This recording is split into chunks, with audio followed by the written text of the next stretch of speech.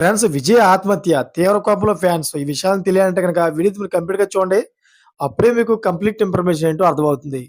అదేవిధంగా చాలామంది వీడియో చూస్తున్నారు కానీ లైక్ అని కామెంట్ చేయట్లేదు.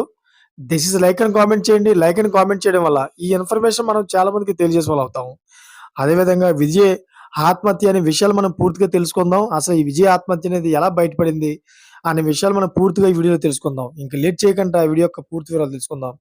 ఫ్రాన్స్ వివాదాస్పద జ్యోతిష్యుడు వేణుస్వామి మరోసారి వార్తలు నిలిచాడు.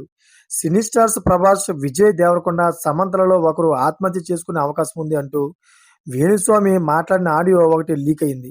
అయితే జ్యోతిష్యం పేరుతో ప్రముఖుల వ్యక్తిగత జీవితాల గురించి మాట్లాడి విమర్శల పాలవుతుంటాడు వేణుస్వామి.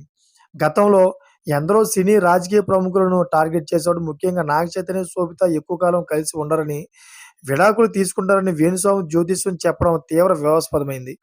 అందరూ ఆయన తీరుని తప్పుపడటంతో పాటు మహిళా కమిషన్ కూడా సీరియస్ అవడంతో బహిరంగంగా క్షమాపణలు చెప్పాడు. ఇలా ఎన్నో విమర్శలు వచ్చినప్పటికీ వేణుస్వామి తీరులో మాత్రం మార్పు రావడం లేదు. పైగా జాతకం బాలేదంటూ ప్రముఖులను బయటపెట్టి పూజల పేరుతో లక్షలు కాజేయడం ఆయన పని అని ఆరోపించే వాళ్ళు కూడా ఉన్నారు.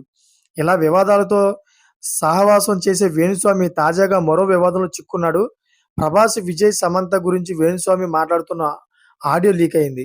నేను ముగ్గురు చనిపోతారని చెప్పా. అప్పుడు నన్ను బాగా విమర్శించారు. ఒకరు సూసైడ్ చేసుకుంటారు.